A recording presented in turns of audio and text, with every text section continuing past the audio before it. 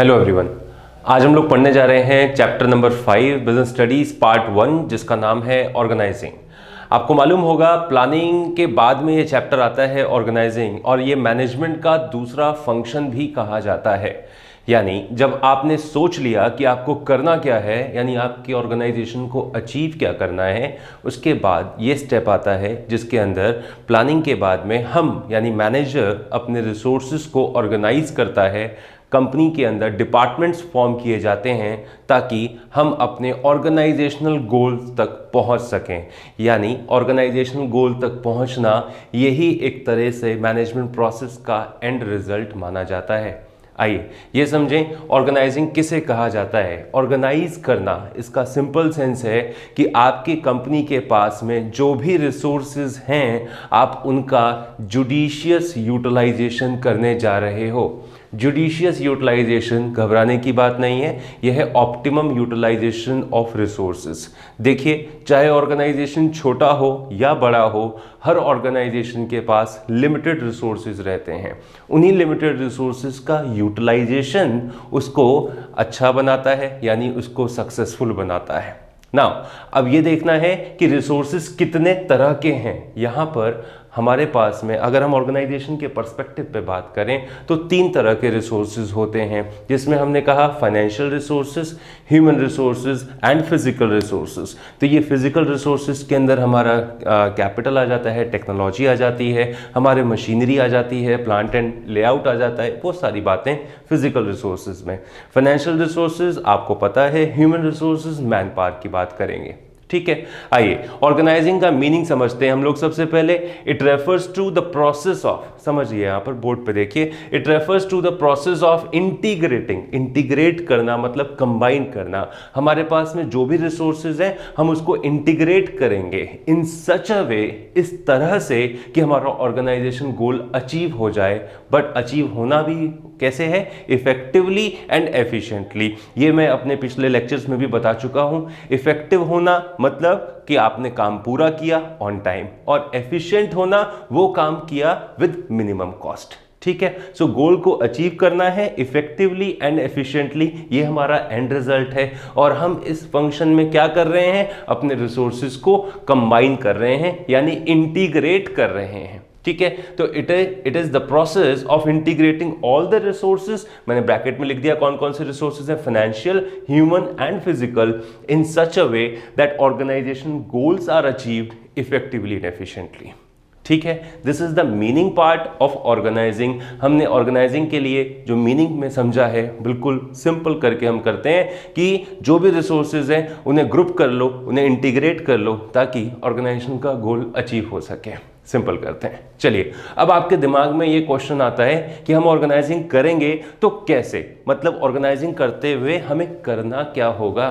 ठीक है, तो प्रोसेस पढ़ाने जा रहे हैं हम, यानी स्टेप्स की बात करेंगे हम लोग। Right, so process of planning. और बेटा प्रोसेस हो, स्टेप्स इन्वॉल्व हो तो एक शर्त होती है, शफलिंग अलाउड नहीं है। पॉइंट्स ऊपर नीचे मत लिखिएगा। ठीक है, आइए तो सबसे पहला पॉइंट है identification of total work and it's division into smaller job. बहुत सिंपल, क्या कि हम आइडेंटिफाई करते हैं कि हमारा टोटल वर्क कितना है, टोटल काम कितना है, और उस टोटल वर्क को छोटी छोटी जॉब्स में डिवाइड कर देते हैं।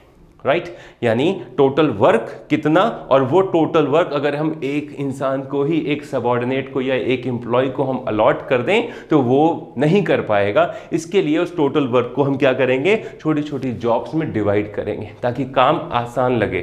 ठीक है, अच्छा जी, ये तो पहला स्टेप हो गया। जब आपने देखा कि आपने छोटी छोटी जॉब्स आपने सेग्रीगेट कर लिया, आपने डिफरेंट जॉब्स को यहाँ पर डिवाइड कर दिया है, लेकिन फिर आपको दिखाई देता है कि कुछ नेचर ऑफ जॉब्स सिमिलर हैं, कुछ जॉब का नेचर सिमिलर है, तो हमें क्या करना चाहिए कि हम सिमिलर नेचर की जॉब्स को उठाएं और उनको ग्रुप कर दें, एक डिपार्टमेंट में बना दें, ताकि उसमें अननेसेसरली कंपनी का रिसोर्स और पैसा बर्बाद ना हो। ठीक है, यानी हम सेकंड फंक्शन की बात कर रहे हैं जिसको कहा जाता है डिपार्टमेंटलाइजेशन, जिसके अंदर हमने क्या किया, हमने उन छोटी छोटी जॉब्स को जिनका सिमिलर नेचर है हमने उनको ग्रुप किया और एक डिपार्टमेंट में पुट कर दिया। इसी प्रोसेस को डिपार्टमेंटलाइजेशन कहते हैं। इसका मतलब है कि grouping of similar nature of jobs into one department, this is called as departmentalization. Alright, आइए इसके बाद अपने पहले टोटल वर्क को पहचाना, छोटे छोटे जॉब्स में उसको डिवाइड कर दिया। दूसरी बात, सिमिलर नेचर ऑफ जॉब्स को ग्रुप करके डिपार्टमेंट्स में हमने बना दिया। ठीक है, अब क्या करें, डिपार्टमेंट बन के तैयार है भैया, अब क्या करोगे, उन डिपार्टमेंट्स को ड्यूटीज असाइन करोगे ना, कंपनी के डिपार्टमेंट्स को ड्यूटीज असाइन करोगे कि आपको इसके लिए रखा है तो आपके डिपार्टमेंट का ये जॉब प्रोफाइल है, ये आपको काम करना है। ऑलराइट, सो दिस इज क्या, असाइनिंग ड्यूटीज असाइन करी है आपने, उनको काम दिया है। और आखिरी में काम देने से कुछ नहीं होता, ड्यूटीज असाइन कर देने मात्र से कुछ नहीं होता, आपको क्या करना चाहिए, time to time follow up लेना चाहिए, अकाउंटेबिलिटी जरूर दीजिए कि वो काम हुआ कि नहीं हुआ। ठीक है, काम दे दिया और देने के बाद वो भी भूल गया और आप भी भूल गए पूछना कि भाई तुमने पूरा किया ये काम। ठीक है, इसका मतलब है एस्टैब्लिशिंग रिपोर्टिंग रिलेशनशिप, जो यहां पर इंपॉर्टेंट फैक्टर रहेगा ताकि आप ये फॉलो अप कर सको कि एक्चुअली आपका ऑर्गेनाइजेशन प्रॉपर तरीके से काम कर रहा है या नहीं कर रहा। So these are the steps involved in the process of organizing. Alright, देखते हैं इसके बाद हम पढ़ेंगे इंपॉर्टेंस ऑफ ऑर्गेनाइजिंग। देखिए, इसके बाद हम पढ़ते हैं importance of organizing. Importance of organizing मतलब ऑर्गेनाइजिंग क्यों जरूरी है, ये ऑर्गेनाइजिंग का प्रोसेस क्यों जरूरी है हमारे बिजनेस के लिए, ये जानना बहुत जरूरी है। देखिए, सबसे पहली चीज कि हम क्यों करते हैं ऑर्गेनाइजिंग, इसका जवाब अगर आपको चाहिए तो पहला कारण, पहला रीजन मैं आपको दे रहा हूं, that is to gain the benefit of specialization. Specialization का बेनिफिट कमाने के लिए, स्पेशलाइजेशन का बेनिफिट लेने के लिए हमें ऑर्गेनाइजिंग करना चाहिए।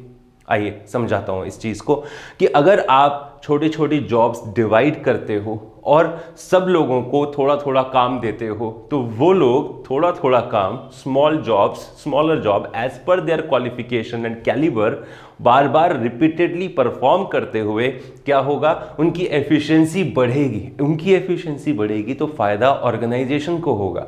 आई मीन कि अगर आप एक ही काम बार बार कर रहे हो तो उस काम को करने का सही तरीका मालूम होगा, टाइम टेकन उस जॉब को कंप्लीट करने में कम हो जाएगा, रिसोर्सेज ऑर्गेनाइजेशन के बचेंगे, खर्चा होगा कम, बेनिफिट मिलेगा ज्यादा। इसीलिए ऑर्गेनाइजिंग करना सही है कि टोटल काम, टोटल वर्क उठाकर किसी एक ही एम्प्लॉय को, एक ही डिपार्टमेंट को मत दे दीजिए, थोड़ा थोड़ा काम सभी डिपार्टमेंट्स में बांटिए ताकि वही थोड़ा थोड़ा काम परफॉर्म करते हुए रिपीटेडली वो लोग आपके ऑर्गेनाइजेशन को बेनिफिट दें। किसका, स्पेशलाइजेशन का।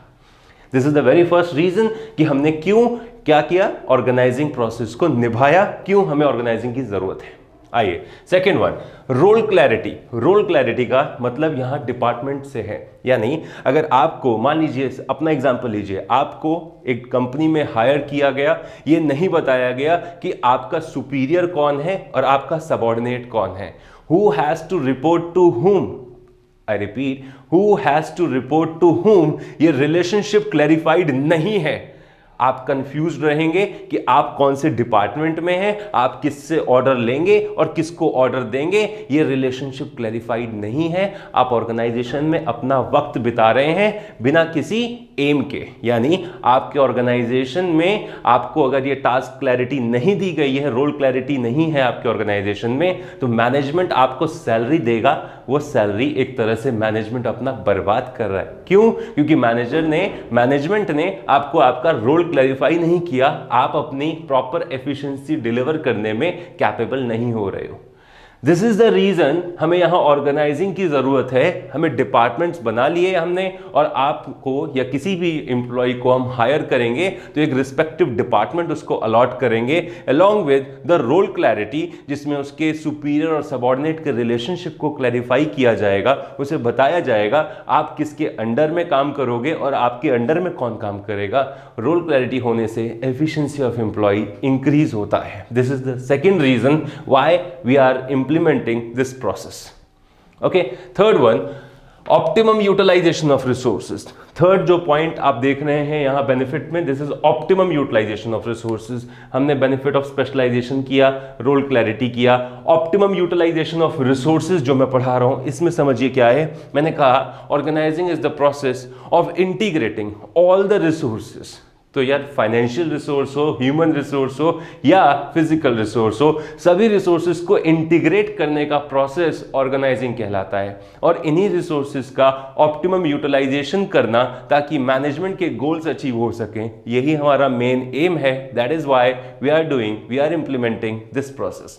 This is the third reason. Okay, now इसके बाद अडेप्टेशन टू चेंज की बात करता हूं। मैं एक छोटा सा आपको एग्जांपल दूंगा इसके लिए। अडेप्टेशन टू चेंज, एक ऑर्गेनाइजेशन है जिसमें डिपार्टमेंट्स नहीं बने हुए, वो लोग डिपार्टमेंट्स नहीं बना रहे हैं, वो लोग एज अ फैमिली काम करते हैं। ठीक है, कहते हैं कि भाई कोई डिपार्टमेंट नहीं है, कोई डिपार्टमेंट होगा तो दीवारें खड़ी हो जाती हैं, भेदभाव होगा, हम एज अ फैमिली काम करते हैं। ठीक है, और एक ऑर्गेनाइजेशन है जहां पर डिपार्टमेंट्स बने हुए हैं मेजर एक्टिविटीज के लिए, से फाइनेंस डिपार्टमेंट है, ह्यूमन रिसोर्स डिपार्टमेंट है, प्रोडक्शन डिपार्टमेंट है, अलग अलग डिपार्टमेंट्स मेजर एक्टिविटीज के बेसिस पर बनाए गए हैं। ठीक है, अब एक एग्जांपल लीजिए, टेक्नोलॉजिकल एडवांसमेंट होता है, टेक्नोलॉजी बदल जाती है। ठीक है, पहला ऑर्गेनाइजेशन जहां डिपार्टमेंट्स नहीं बने हुए हैं, ठीक है, पूरे ऑर्गेनाइजेशन में शोर मच जाता है कि भाई टेक्नोलॉजी बदल गई, क्या होगा, कैसे करेंगे, कैसे अडेप्ट करेंगे, कौन करेगा इसको अडेप्ट, ये सारी बातें होनी शुरू हो जाती हैं।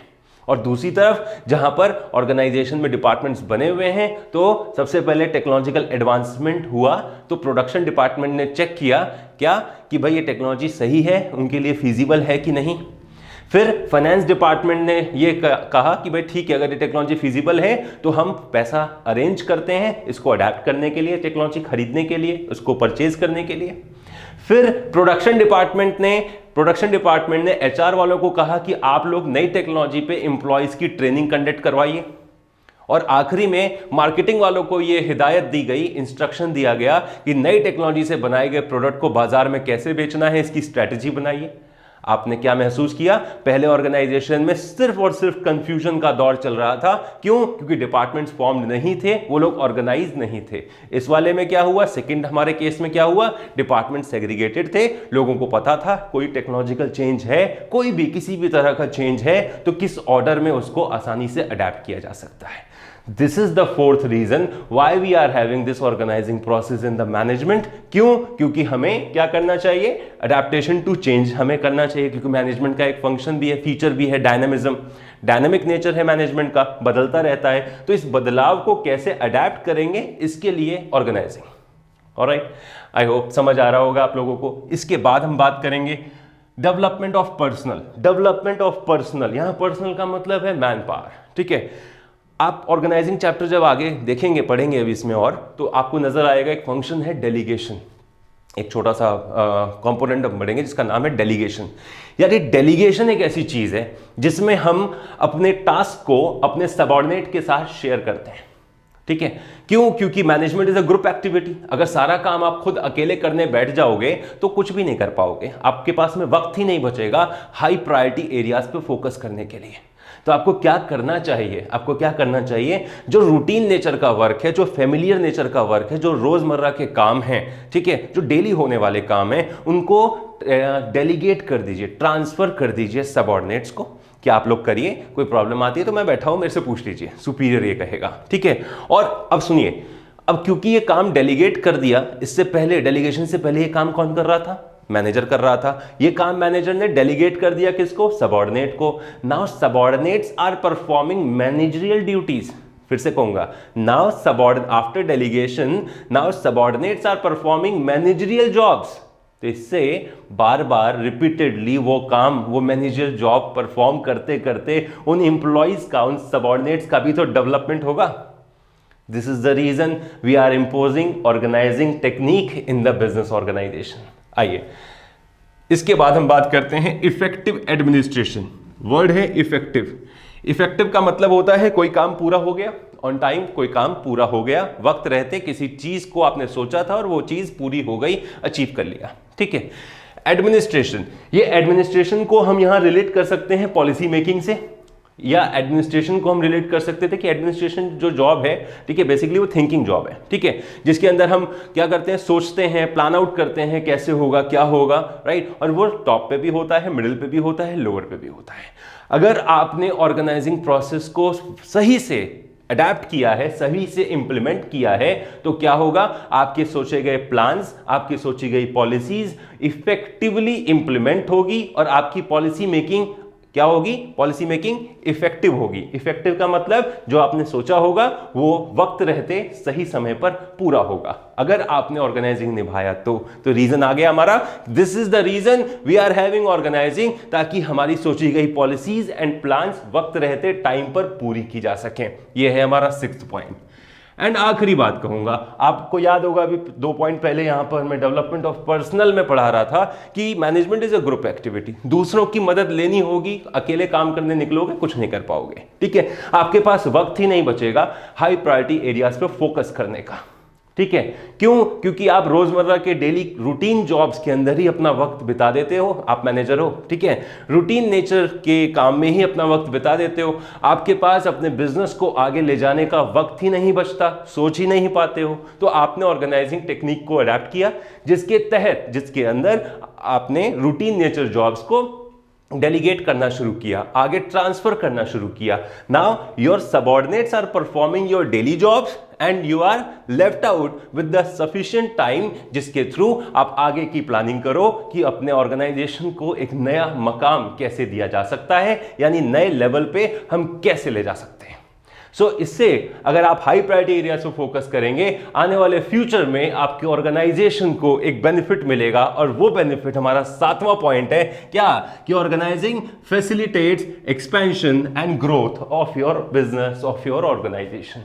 सो दीज आर द रीजन हमें क्यों ऑर्गेनाइजिंग प्रोसेस की जरूरत महसूस होती है हमारे बिजनेस के अंदर। ऑलराइट, चलिए ठीक है। अब हमें क्या करना है, हमें पढ़ना है इसका नया टर्म। ये 2 चीजें हमने समझ ली, प्रोसेस क्या है ऑर्गेनाइजिंग का, इंपॉर्टेंस क्या है ऑर्गेनाइजिंग की, ये तो समझ लिया। अब समझना है कि स्पैन ऑफ मैनेजमेंट क्या होता है। बहुत सिंपल है ये टर्म, स्पैन ऑफ मैनेजमेंट, घबराना नहीं है इससे। स्पैन ऑफ मैनेजमेंट का मतलब होता है number of subordinates, number of subordinates that can be effectively handled by a superior। मतलब आपके ऑर्गेनाइजेशन में आपका मैनेजर एट अ टाइम कितने नंबर ऑफ एम्प्लॉयज को ढंग से मैनेज कर सकता है, यही चीज कहलाती है span of management. I think मैं क्लियर हूं बहुत, ठीक है। यहां पे वही चीज जो मैंने बोली है लिखी है, it refers to the number of subordinates, it refers to the number of subordinates that can be effectively handled by a superior. This term is known as span of management. Simple। अच्छा, अब कहेंगे कि span of management के तौर तरीके क्या हैं, इसके टाइप्स क्या हैं। तो इसके 2 टाइप्स हैं जी, ठीक है। स्पैन ऑफ मैनेजमेंट जो दायरा है वो 2 तरह का होता है, एक नैरो और एक वाइड, ठीक है। तो स्पैन ऑफ मैनेजमेंट एक नैरो स्पैन है, एक वाइड स्पैन है। नैरो स्पैन के अंदर less number of subordinates are handled by superior, wide span के अंदर large number of subordinates are handled by superior, ठीक है। अच्छा जी, अब ये किन चीजों पे डिपेंड करता है, क्योंकि बहुत डिटेलिंग नहीं है यहां पर स्पैन ऑफ मैनेजमेंट के फैक्टर्स की, तो इसलिए मैं आपको सिर्फ नॉलेज के लिए पढ़ा रहा हूं। ये चीज समझिए, factors affecting span of management. I repeat, factors affecting span of management. तो पहला फैक्टर है हमारा यहां पर इंटेलिजेंस लेवल ऑफ सुपीरियर। अगर आपका सुपीरियर हाईली इंटेलिजेंट है, ठीक है, समझदार है, बहुत होशियार है, ठीक है, तो क्या कर सकता है वो, ही और she can have wide span of management. लेकिन आपके सुपीरियर का लेवल ऑफ इंटेलिजेंस एवरेज है, सो एंड सो है, ठीक है, तो आप क्या करेंगे, लेस नंबर ऑफ सबऑर्डिनेट्स यानी नैरो स्पैन, ठीक है। Similarly intelligence level of subordinates, अब जरूरी थोड़ी कि मैनेजर ही होशियार होना चाहिए, सबऑर्डिनेट भी होशियार हो सकते हैं। अगर आपके सबऑर्डिनेट्स बहुत ज्यादा इंटेलिजेंट हैं तो इसका मतलब कि यहां पर ज्यादा सबऑर्डिनेट्स को एक साथ हैंडल किया जा सकता है। थोड़ा सा टास्क बता दो, काम कर देंगे, यानी इंटेलिजेंट है, ठीक है जी। अच्छा, इसके बाद नेचर ऑफ वर्क की बात करें। Nature of work routine job है जी, सिंपल जॉब है, ठीक है। मतलब एक मशीन को चलाना, ऑपरेट कैसे करना है वो सिखाना है मुझे, राइट, और बहुत सिंपल मशीन है, ज्यादा कुछ नहीं लगेगा, तो we can have wide span of management. लेकिन बहुत सोफिस्टिकेटेड जॉब है, कॉम्प्लेक्स जॉब है, तो ज्यादा इंप्लॉइज को हैंडल करोगे, मुश्किल हो जाएगी, काम ही नहीं हो पाएगा। तो in case of complex work less number of subordinates यानी narrow span. In case of simple work, wide span of management, easy. आखिरी है जी trust of manager, trust of manager on subordinates. अगर ट्रस्ट नहीं है, समझ गए, नैरो स्पैन। ट्रस्ट ज्यादा है, ट्रस्ट करता है मैनेजर अपने सबऑर्डिनेट्स पे, वाइड स्पैन ऑफ मैनेजमेंट। ठीक है, सो ये है स्पैन ऑफ मैनेजमेंट का टेक्निक, जिसमें आपने पढ़ा कि एक सबऑर्डिनेट कितने नंबर ऑफ पीपल को, एक सुपीरियर कितने नंबर ऑफ पीपल को हैंडल कर सकता है। ठीक है, अच्छा, दो तरह के स्पैन है, narrow span and wide span, और ये किन फैक्टर्स पे डिपेंड करते हैं, खत्म। सिर्फ इतना है स्पैन ऑफ मैनेजमेंट के लिए। ऑलराइट।